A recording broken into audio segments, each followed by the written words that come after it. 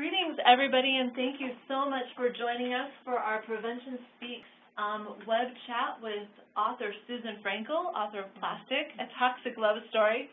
We're really excited to have Susan here with us today and to have all of you listening in. Just start off with a whole book on plastic, right? A whole book. Yeah. What inspired you to jump in and start talking about this particular issue?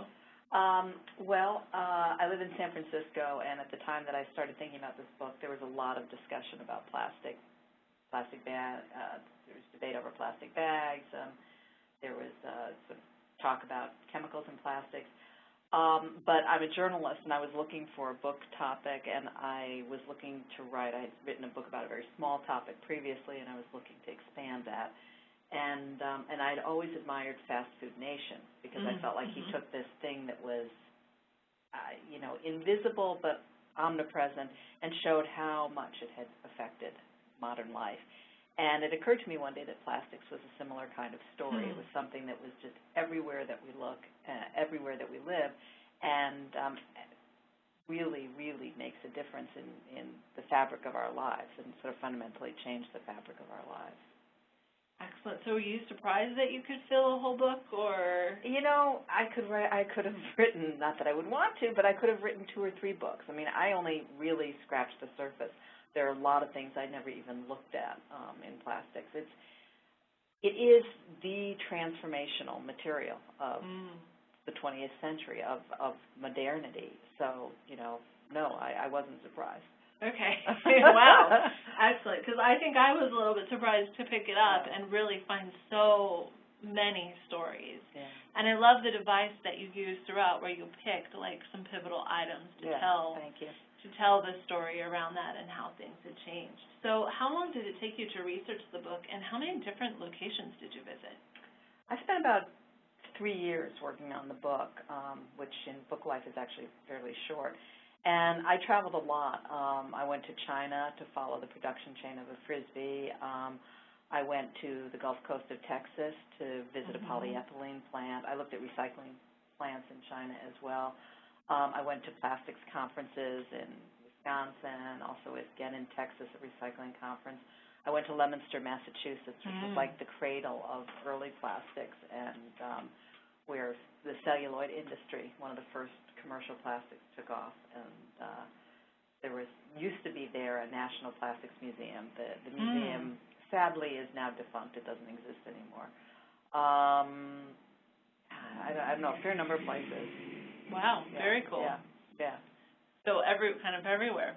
As many places as I could get to. So let me see. We are going to switch some slides out because my next question for you is, what are some of the most revolutionary items made of plastic? Oh, okay. Well, this first slide, just to let you know, was when I started the book, I decided I would spend a day going without plastic, and that quickly became apparent that was impossible when I walked into the bathroom that morning and looked at my plastic toilet and toothbrush and sink and so forth. And then I spent a day writing down everything that was plastic, and I was sort of staggered by the size of the list. This is actually an expanded list, but it just, if you take a quick glance at it, you see how many parts of our lives are plastic. And now you would ask me about sort of revolutionary materials that are plastic, and I sort of think about, when you say revolutionary, you think it's going to be these, gee whiz, really cool space-age types of things. But one of the things that's fascinating to me about plastics is that you're talking about it affecting, really just the way we live, everyday life. So combs, this is here because in the early plastics were made out of sort of scarce luxury materials like ivory, mother of pearl, tortoiseshell.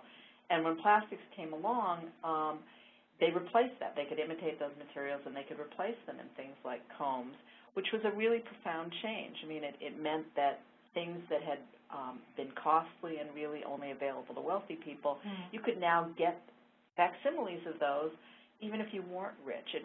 So the early plastics really kind of democratized consumption. So that was a big change. The phone. This is a phone made of Bakelite, first synthetic, really completely synthetic plastic.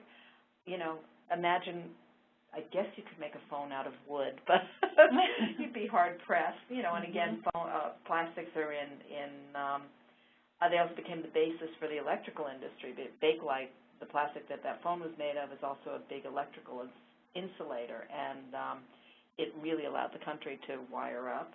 I love this ad, cellophane ad. Cellophane, of course, was one of the sort of early packaging plastics. And, you know, packaging, if you think about, again, you know, how much stuff is packaged now, plastics really revolutionized, made possible packaging, which in turn, you know, arguably makes possible a much broader, bigger, wider food supply chain. About a third of plastics goes into packaging. Wow. Nylons. This was nylon was invented in the 30s, and you know, sort of the answer for centuries long effort to create a synthetic silk. Nylon was one of the first big synthetic materials. But then, you know, you have, this is from a 1953, I think, Sears catalog.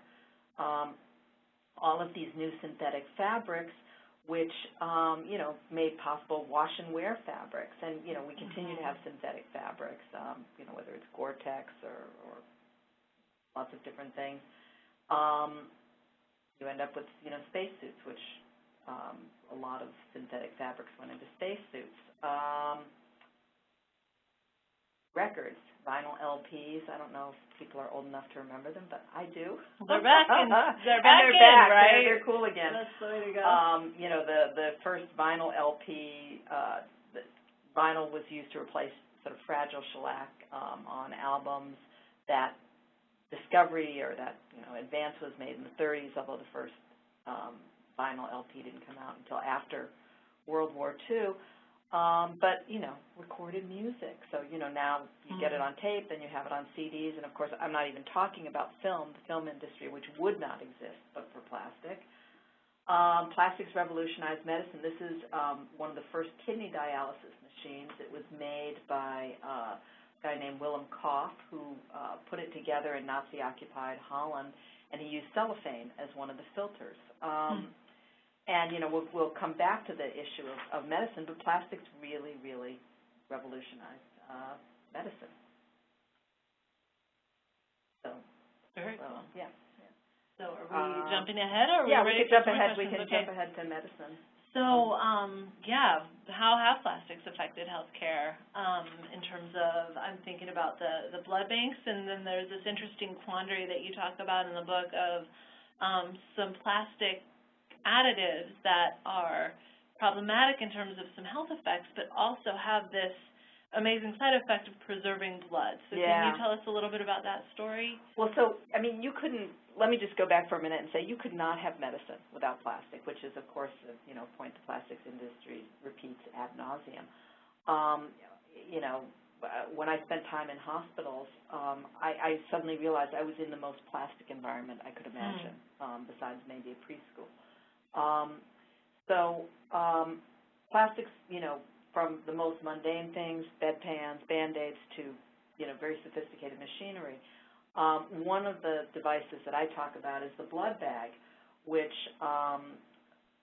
blood was originally contained in, it's not a great picture, blood was originally contained in glass bottles. Lots of problems with that. In the 50s, this Boston surgeon, Carl Walter, figured out that he could take a new plastic vinyl and put blood in that. And it was fabulous. It just absolutely revolutionized blood banking. It made it possible to separate blood because you could connect these plastic bags. You could, you know, separate the components of blood. You could hang a bag and have it work. You know, you could squeeze from it. You could get more units from it than before. And you could do this all hygienically. Problem is, as you know, later was discovered, is that there's a plasticizer used in that vinyl, a phthalate, which leaches out into the blood. And you know, I know we're going to come back to that, but there's, you know, there are potential health effects associated with that plasticizer. But it is also a very good preservative for blood cells. It helps blood cells last longer. So blood bankers do not want to give up vinyl blood bags. containing this phthalate because it works really, really well.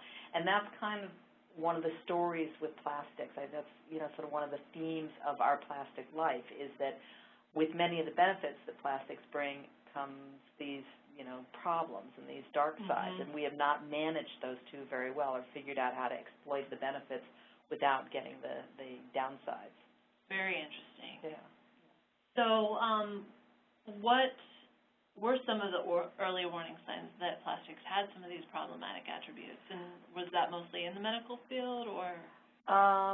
Well, I was actually surprised when I was writing the book to realize that a lot of the controversies around plastic today, we've seen them before. They've been up, there was concerns about pollution going back to the 70s. First reports of plastics in the ocean go back to the 60s. People realized, plastics went into medicine because it was presumed these materials were inert. But even in the 40s, even as they were starting to go into medicine, there were early warnings that actually substances were leaching out of them. And in fact, there was these researchers did this study in the 50s where they, I don't quite understand how they did this, but they were wrapping rat livers, living livers of rats in various plastics, and they found that the ones, they were finding that the rats that had plastics on the liver were getting a lot of tumors, a higher rate of tumors. They didn't know why that was. So, as early as the 50s, it was clear that plastics were not as inert as people had thought. On the plastic vinyl in the blood bag story, that realization came in 1969 when these Johns Hopkins researchers were doing work where they were trying to perfuse rat livers, and they were using blood bags and IVs, and they were finding that the results kept screwing up, and at a certain point they realized that there was some compound that seemed to be screwing up the results, and they eventually traced it back to this plasticizer that was coming out of the vinyl, because this particular plasticizer leaches out very easily. It's not kind of chemically bonded with the plastic. And they started looking around. They found actually they were finding presence of this plasticizer in people who had blood transfusions and in stored blood. And then in 1972, researchers, different set of researchers at the National Lung Heart Institute found traces of this plasticizer in the blood of people who weren't medical patients, just people who used vinyl in their everyday life, watered their yard with a vinyl hose or, had vinyl flooring or whatever. And they found that those people all had trace levels of this phthalate called DEHP. Was it a problem? Nobody really knew. In those early studies in the 70s, people went looking for sort of classic toxic effects, and they weren't seeing, they found that at very high doses it could induce problems in rats, but through a mechanism that didn't really affect humans. They didn't seem otherwise to be any sort of significant health problem associated with it, so people just kind of moved on. Okay, we know that it leaches, but it leaches, this chemical is leaching out at very small amounts, so nothing to worry about. And that was kind of where the field sat until the 90s. So really it was this assumption that the dose makes the poison, and if the dose isn't high, we aren't even going to ask the question in essence. Right. So tell me about, you're writing your book about Theo Colborn and endocrine disrupting compounds, and she calls these endocrine disrupting compounds, which we talk about a lot. So many folks listening in on this will be familiar with this concept, but she called them hand-me-down poisons. Right. So what's her story, and why would she call endocrine disrupting compounds hand-me-down poisons? Well, she's a fascinating person who started out as a rancher and a pharmacist, and then got concerned about rivers in Colorado where she lived, and decided to start looking at, get a degree in freshwater ecology. And she started looking at the whole issue of pollution in rivers, and got hired to do this study of pollution in the Great Lakes. And she started sort of compiling all this data on wildlife in the Great Lakes and started seeing these really kind of weird things happening that not sort of the expected, just straightforward deaths, but sort of stranger things. You know, male gulls who had female cells in their testes, female gulls who were nesting together, cormorants with weird, you know, crossed bills. And when she started putting together all this data, what she realized is that a lot of the symptoms that she was seeing were symptoms that would be mediated through the endocrine system. They were things that could be caused by something going wrong in the endocrine system, which sort of controls growth and development and sexual maturation and so forth. And then she started seeing a couple of disturbing, strange things in the data as well. She started seeing, for one thing, that the wildlife that was affected were top predators, so something was coming up through the food chain. That it wasn't the animals who had been directly exposed to things like PCBs or DDT, it was their offspring. So whatever was going on seemed to have some transgenerational effect, which is why she called them a hand-me-down poison. The adults had been exposed, but it was the offspring who were showing these weird developmental problems. And that was a really different, that sort of led to a really different way of thinking about how toxins and poisons might work. She wasn't the first person to discover that. I mean, people had seen that in DES earlier. They'd seen that in some of the DDT research. Rachel Carson. Passage of time. Right. But she wasn't seeing it. You know, DES, where mothers who took the drug, but their daughters and their sons were the ones showing the effects years and years later, that was out-and-out hormone. She was tracing these kinds of effects to chemicals that were not designed as hormones, but seemed to be acting in a hormone-like fashion. So there's a lot of serendipity here. People are discovering these things, leach accidentally, and then this one researcher is seeing these patterns kind of by her observational skills, not because these effects were looked for in the creation of these products. She wasn't the only one. There were other researchers too, but yeah, she had a genius for sort of taking huge, you know, mind-numbing quantities of data and being able to pull out patterns. And then she convened this conference in 1991, I think it was, where she brought together all of these people from different disciplines, you know, zoologists, biologists, anthropologists, you know, toxicologists, people who didn't normally talk to each other. And she sort of literally, you know, put them in rooms together over a weekend and forced them to just keep working at it and talking to each other. And by the end of the weekend, it became clear that all of them were sort of seeing pieces of this puzzle. All of them had been picking up little pieces of it, but hadn't realized that there was this larger pattern. And the larger pattern seemed to be that there were these synthetic compounds out there that were disrupting the endocrine system in one way or another. So you really needed all of those disciplines to come together to see the patterns in the picture emerge. It helped. Yeah.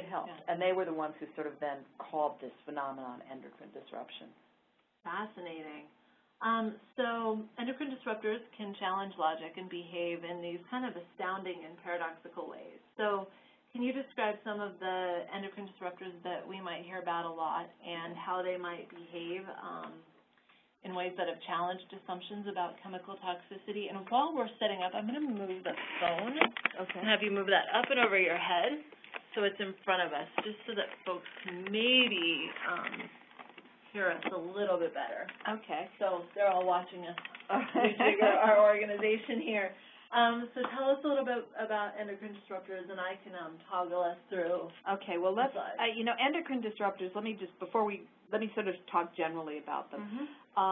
There's a lot of different chemicals, lots of different chemicals, and the count really varies depending on who you talk to. You know, I've seen, you know, 70 to 1,000 or more. But what they do is they act on the endocrine system, you know, and they can act on sex hormones. Those are the best-known ones. But they might act on growth hormone or thyroid hormone or some people say don't call them endocrine disruptors because we even are now seeing effects on neurotransmitters. Probably the poster child for all of this is bisphenol A, BPA. And BPA was unusual in that it was actually created as a kind of estrogen. People were hoping to use it for birth control. It didn't work very well. And it basically found its way into the polymer industry, and it was used to make polycarbonate plastic, which is that hard, clear plastic that, once upon a time, Nalgene bottles were made of, or baby bottles. It's also used to make epoxies, industrial glues. And it's found in bottles, it's found in can linings, it's now found, people have discovered that it's on thermal paper receipts. And the main way that bisphenol A works is it mimics estrogen in the body. You take it in, and it looks molecularly like estrogen, and it can lock into the estrogen receptors. And so it can prevent estrogen from natural estrogen from going to those receptors, from firing those receptors. It can cause the body to reduce the amount of estrogen it produces. And in animal and cell studies, we've seen impacts on the breast, ovaries, prostate, thyroid, heart, brain development, insulin production, and behavior. These are, not human studies. Humans, figuring out what it does in the human body is tough because although, biomonitoring shows that we all have, virtually all of us have levels of estrogen, of BPA in our bodies, it washes out quickly, and it's very hard to sort of do a controlled experiment with people. But epidemiological studies have found correlations with a lot of different kind of chronic health conditions, including heart disease, obesity, diabetes, breast cancer, prostate cancer, ADD, and you wouldn't be surprised. Some of these are, particularly like breast and prostate effects, these are places that are mediated by estrogen and affected by estrogen. So it biologically makes sense. It biologically. These particular systems, right? Right. When the Institute of Medicine report on breast cancer in the environment came out a year ago, they talked about this term biological plausibility. Right. And this illustrates that very clearly, that it's biologically plausible. It makes complete sense that BPA would act the way it does, given what it activates and its shape. So. Exactly. And, it's very hotly debated, but the Society for Endocrinology, which is hardly, the sort of fringe, wild-eyed movement, a year or two ago came out with a statement saying they were concerned about the potential effects of bisphenol A at low doses.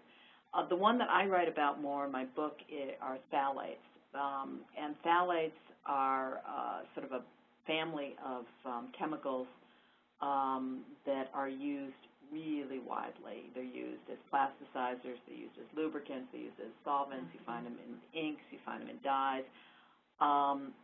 There's about 25 different phthalates. The ones that are most common, though, are, I just realized I misspelled that, are D6. That top one, DEHB, is probably the one that is most worrisome because it seems to have the strongest impacts, and it is really, really widespread.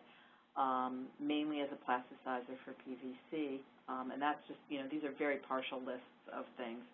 So unlike BPA, DEHP works on testosterone. If you go to the next slide, I think.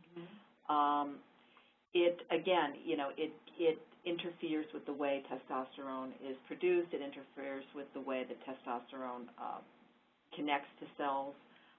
Receptors, and in animal studies, it's literally, at high doses, it's literally toxic to the testicles. The question is, what does it do at low doses? And, these are some of the effects that they've seen in animal and cell studies. There is, at a high dose, it produces these sort of changes in the male reproductive system that have come to be called the phthalate syndrome. And there is some suspicion that at low doses it can sort of produce paler versions of that. Again, you have the problem with human studies. We can't subject humans to the sort of, controlled research of animal studies, but epidemiological studies have found correlations. People with higher levels of DEHP in their system are more likely to have some of these kinds of effects. And there actually were 2 real-time human studies. A scientist named Shanna Swan has been following a group of women. She measured the DEHP levels in the women when they were pregnant, and then has been following their sons. And she found that when the boys were infants, she looked at them really systematically and found that they had something that's called a shorter anogenital distance. That's the space between their anus and the base of their penis, which is something that you see in rats who have been exposed to high levels of this stuff. It's a marker for kind of disturbed testosterone production, and in the rats, it's associated with problems like infertility later in life. She went back to these kids when they were 5, when they were in preschool, and she decided to look at the way they play, because there's some evidence that when you block testosterone, when they've used like chemotherapy drugs that block testosterone in rats, it changes the way the male rats behave with each other. And she found that the boys whose mothers had the highest levels had played, it was less masculine play. They were less likely to be the boys who were out there, wrestling or, tossing the ball around. They might be more drawn to puzzles or to make-believe games. They weren't, it's not like they were, these were subtle effects, both the change in their this anogenital distance and this play behavior. They're very subtle effects, but they spoke to the idea that they actually may have had some change or disturbance in the testosterone, and the danger is that that's going to have downstream effects as they age on various parts of their bodies.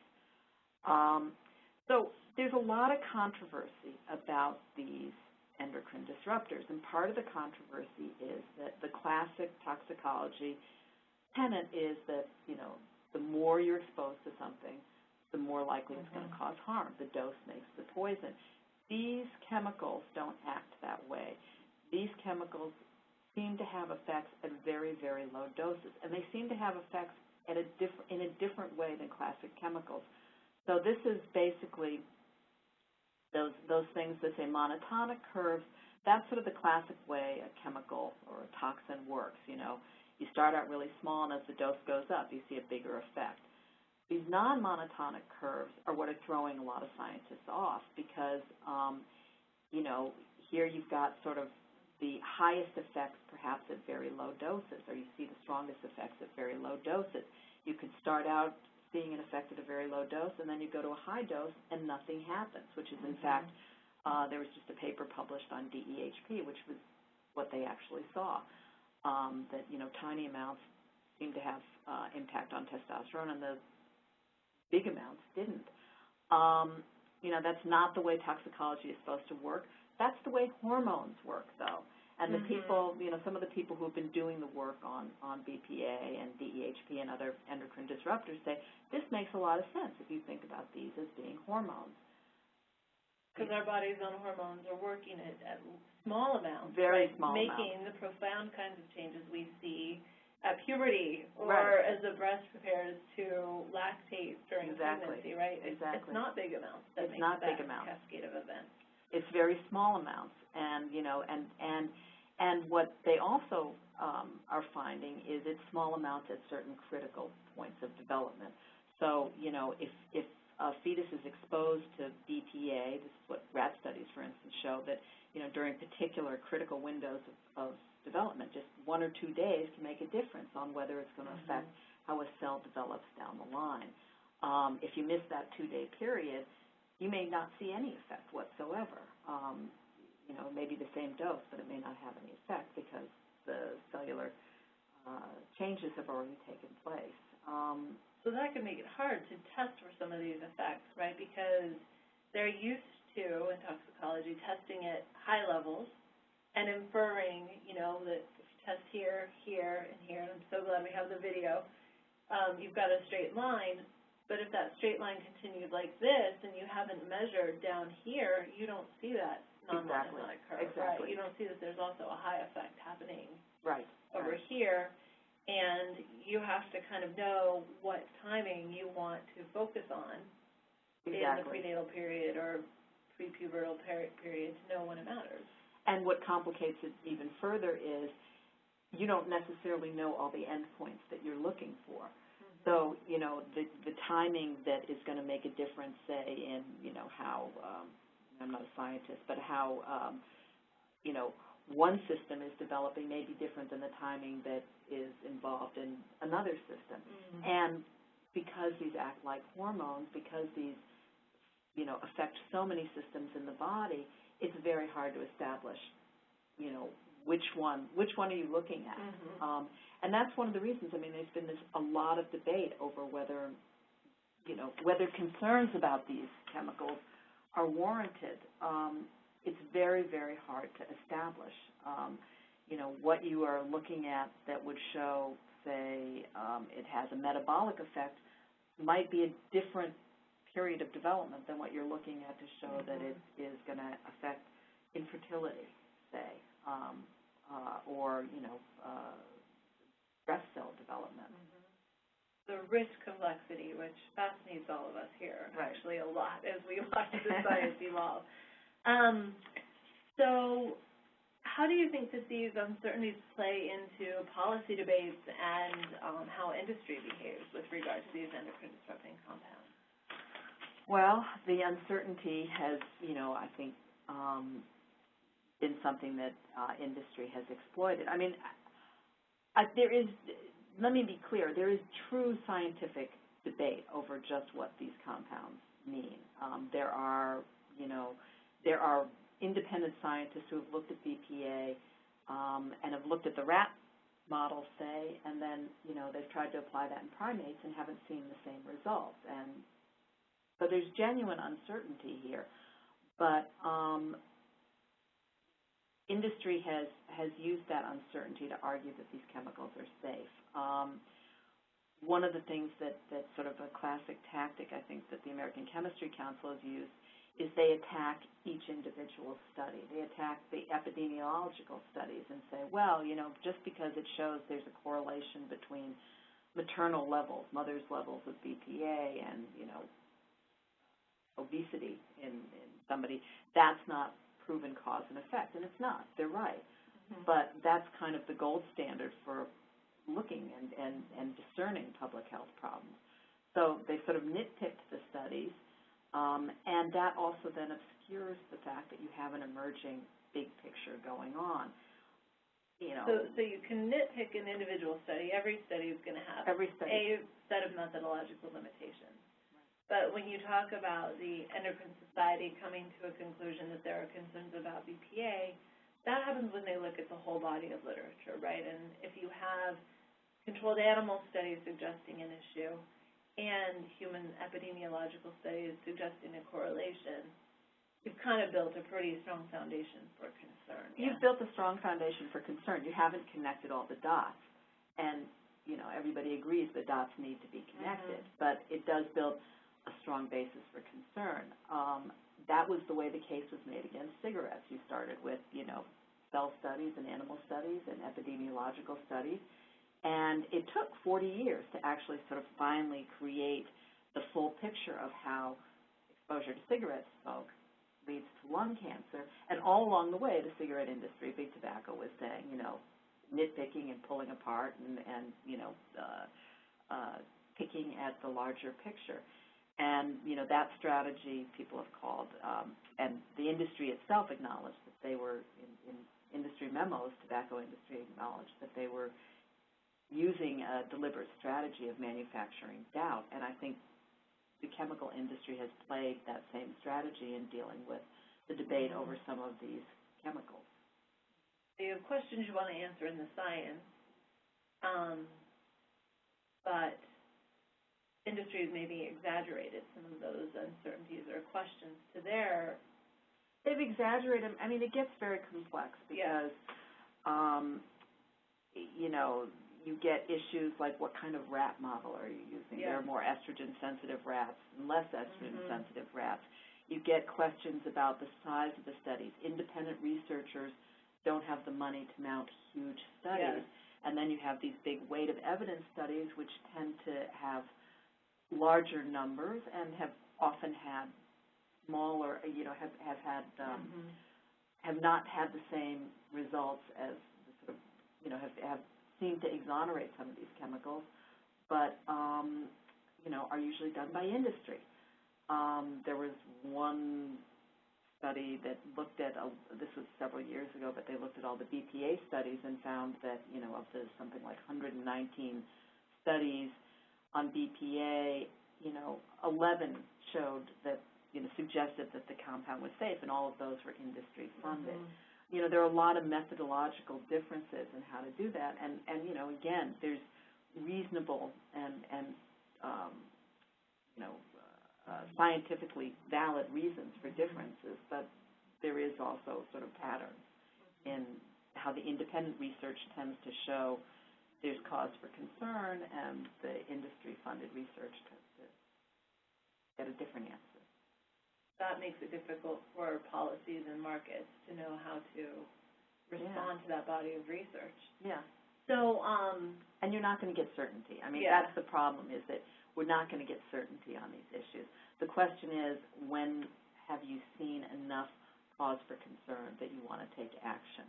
And that's where, the U.S. parts ways with much of the rest of the world. Right. Europe is far ahead of us in terms of when you want to look at this body of evidence and legislate. And they operate on the precautionary principle or precautionary approaches where if the weight of the evidence is pointing in a direction, let's step back and kind of regulate that earlier than later.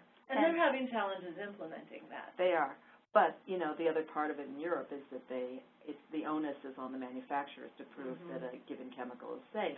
In this country, the onus is on regulators to prove that it's dangerous. And as a result, we have, more than 80,000 chemicals in commerce, 700 new chemicals introduced each year, and since the Toxic Substances Control Act was introduced in 1976, 5 chemicals, that's all, have been banned.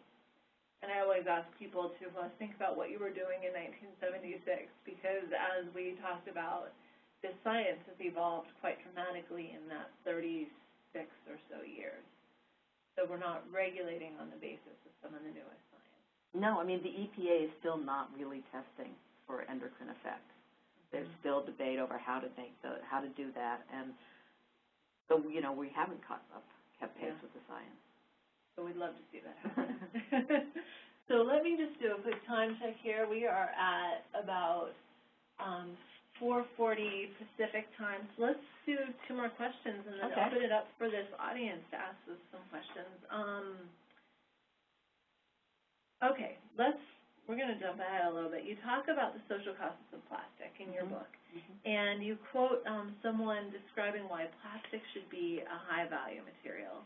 Now, how would our approach to using plastics change if we did view plastic in this way, that it is a material of high value, that it has these social costs, externalities, as they call them in the kind of wonky science world, costs in price of, that don't show up in the price of goods or in cost to the environment or cost to labor? How would we flip this on our head if we had a different perspective on that? Well, I think I think the key there is that half of all plastics goes to single-use applications. Now, some of those are, valuable applications, but a lot of it is questionable applications, and a lot of it is essentially prefab litter. A lot of it is essentially stuff that ends up in the trash, ends up being buried in landfill, which is insane if you think about how much we spent getting this, these hydrocarbons out of the ground in the first place, or it ends up in the ocean. So I think dealing with the cost of single-use plastics is key. Dealing with the cost of the plastic waste is key. And what I advocate is extended producer responsibility, which is basically saying to the producers, to the brand owners, you made it, you deal with it, and imposing, requiring them to sort of be on the financial hook for it. And we already do that. We do that with bottle bills.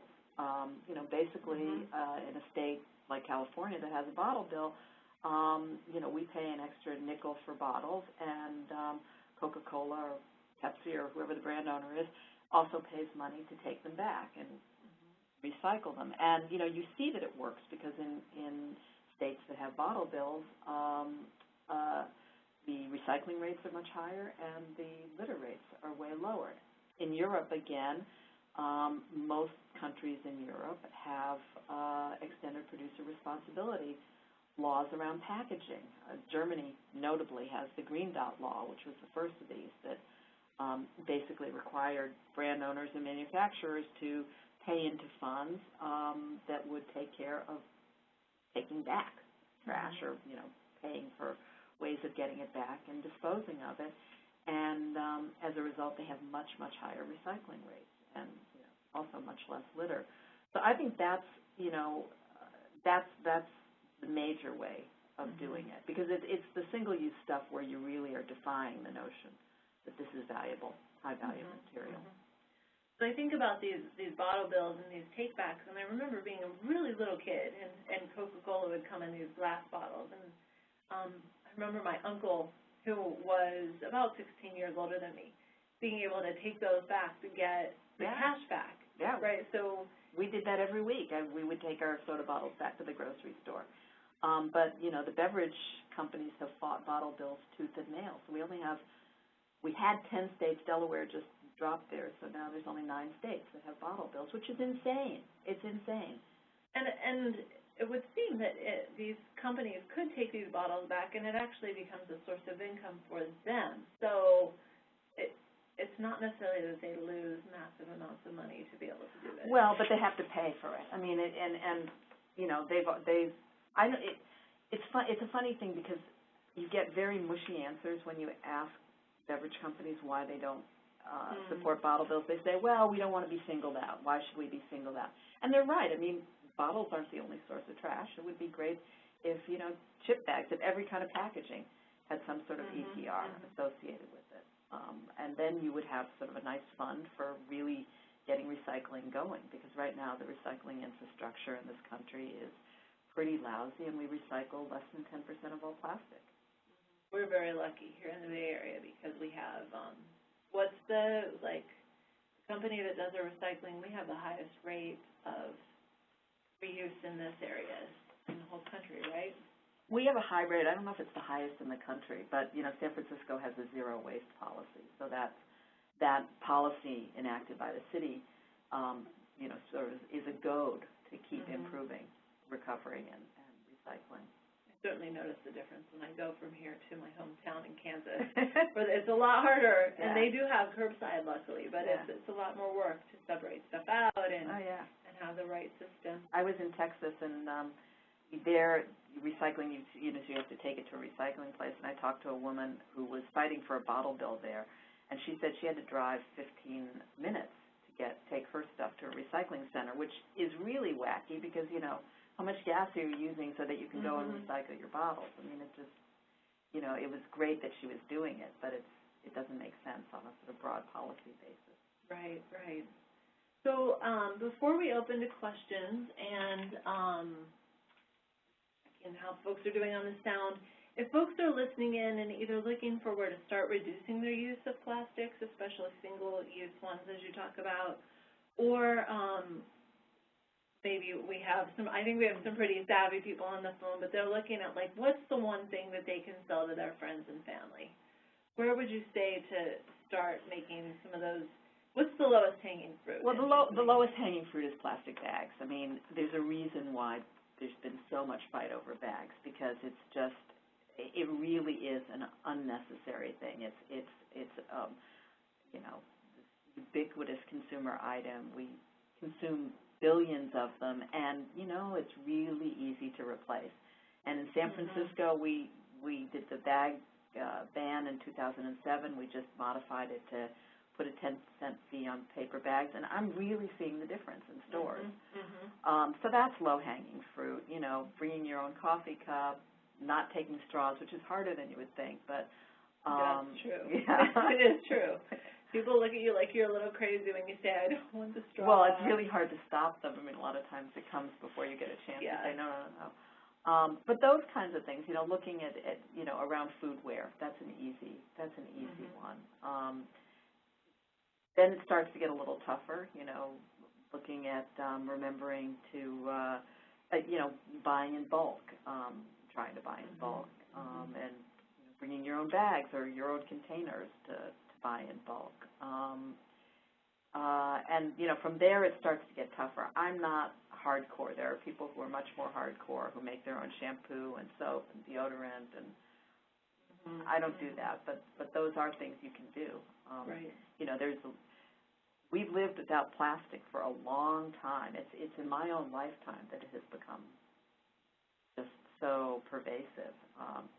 So, we could go back and live pretty happily without a lot of this stuff. If it were still made or available. Yeah. Are there some things that you would say we absolutely need to keep plastic for? Well, I don't think we want to get plastic out of medicine. I don't think,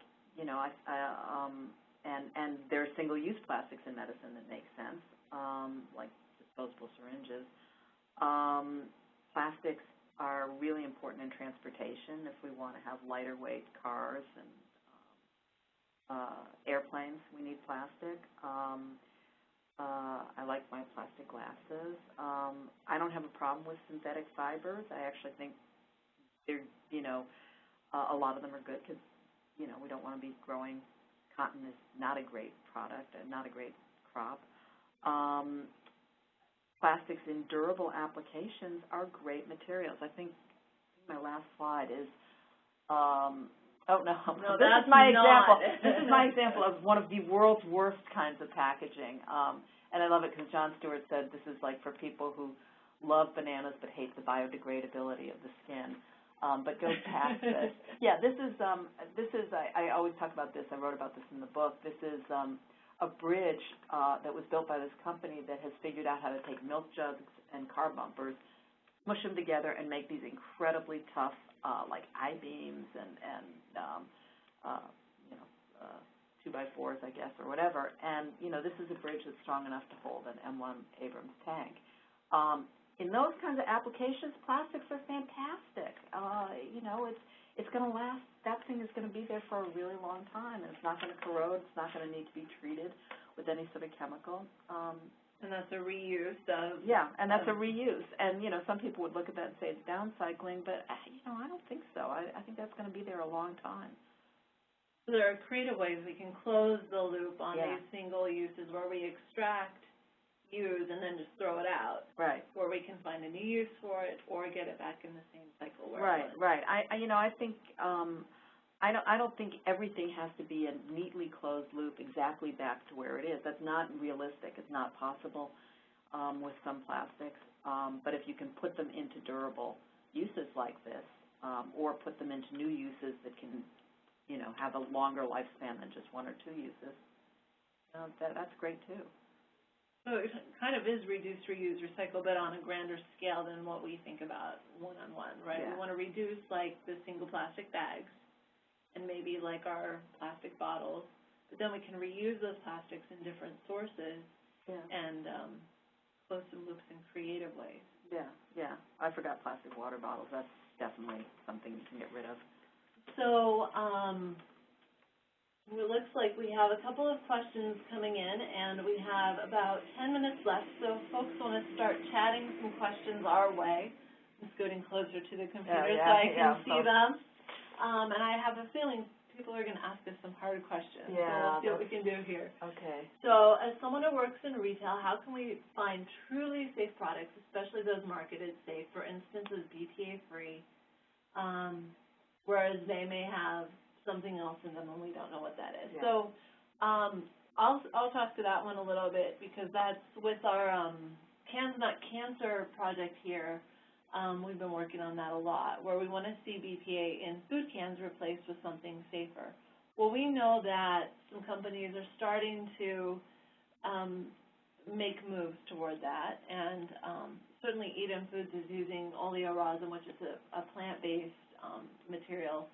But there are more traditional companies, like Campbell's told us, in response to some consumer pressure, that they were phasing out the BPA.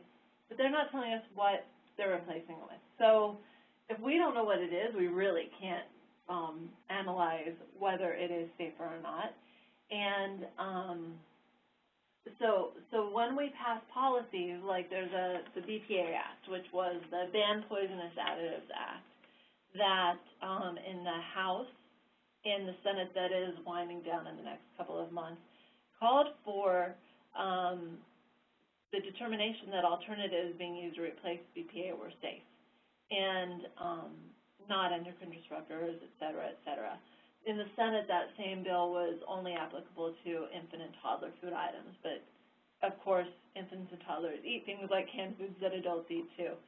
So seeing some of those changes where we not only talk in legislation about getting rid of the bad things, but talk about adding in new things is essential, and that's not going to happen necessarily overnight, but we have to stay on that requirement that alternatives are safe.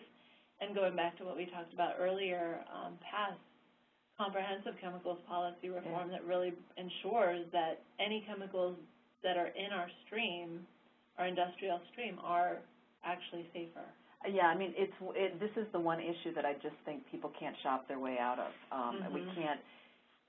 It's very hard to deal with this issue on an individual level. It really is a policy level issue because unless manufacturers are required to make safe chemicals, you know, we really don't have any way of knowing what's in them. So in the meantime, to answer your question, because that's not necessarily a super great answer for the retail, going with the stainless steel, going with more traditional glass and stainless steel are safe. There are plastics too that, you know, polypropylene is a fairly clean plastic. That's the number 5 plastic. Polyethylene is generally a fairly clean plastic. And there's a company in Texas that is, and I'm blanking on their name, that is making additive-free plastics. Plastipure. Plastipure. Right. So they're making the plastics without some of the additives that they put in to give different properties can have estrogenic, even if the base plastic is super good. And you can email me or Susan, and we can talk to you more about that kind of detail. Let's see what else we have. Let's see. Okay, so someone is surprised at the support of plastic, thinking from a consumer level we need to be educated on the subject and reduce, not just reuse. So what do we want to clarify there with I think kind of where we're staying? I guess my position is you're not going to get rid of plastic, and we don't want to get rid of plastic. But I agree, you know, reduce is the most important thing, finding ways to you know, reduce the amount of plastic that we consume is important. You know, I think that's where I think you know, finding ways to not use single-use plastics gets at that. I'm not sure I completely understand the question. So I think, that move away from, especially with the single-use plastics, if that's 50% of the stream, that we're picking up off a shelf one time, using it and throwing it, whether it's in a recycling bin, where hopefully something good happens to it, or where it ends up in a landfill. And I don't know, it's a large proportion of those bottles and bags that don't end up recycled, right? Well, the bottles are the most recycled things, but in this country, even that, you know, number 1 plastics like the PET that's used in water bottles and soda bottles, that's still 70% of those end up in landfill. So I think we're in total agreement that let's absolutely dramatically reduce our use of those because that is a huge stream, and that would take care of 50% of it. Well, no, because that single use includes some things that we like, but it would take if you stopped using single-use plastics, it would dramatically reduce the amount of plastics we consume. So let's see. For foods, why not encourage the use of glass? Foods taste better in glass. Okay, so this is, you know, it's all trade-offs. We don't live in a perfect world. what plastics have going for them is they're lightweight. So, I mean, I'm not defending plastics here because I think there's a lot of excessive packaging, but like the bananas. Yeah, like the bananas. But, you know, let's take something like a mayonnaise jar. You could have it in plastic, or you could have it in glass. Well, glass is going to be a lot heavier to transport. It's going to be very energy intensive to produce. So is your concern global warming? Is your concern, you know, use of energy? Is your concern pollution and, you know, potential additives? Both. It's a devil's set of choices. I mean, unfortunately, we live in an imperfect world. I'm not opposed to plastics in packaging. I'm opposed to unsafe plastics that leach bad chemicals into my food, and I'm opposed to plastics that don't get recycled or reused, or, you know, are just plain stupid, like the banana wrapped in plastic. You know, and there may be places where it makes sense to use glass, but there are some reasonable reasons that plastic replaced glass. And I know that when we're looking at asking companies to do an alternatives assessment, they are weighing, you know, the plastic cost plus the plastic transportation cost plus the glass cost. And for different products, I would imagine you come up with sort of a different arithmetic for how to make that decision. So, I mean, as much as possible, I think, you know, what's best is to sort of try to find things that you don't have to buy packaged. Right, yeah. So move away from, you know, I mean, produce, you don't have to buy produce in packages. You don't have to buy, we're blessed in California to have fresh produce pretty much year-round, but, you know, you don't necessarily have to buy your meat wrapped in plastic wrap sitting on a styrofoam tray. Unless you want to make your own mayonnaise, you probably have to buy it in some kind of container. Right. It does always surprise me when I walk into a supermarket and I see someone going through with their produce and they have like 15 different plastic bags, one for every different kind of food, and, you know, I just throw mine all into my canvas bag and they're happy they're together. The lettuce just fine next to the tomatoes, you know.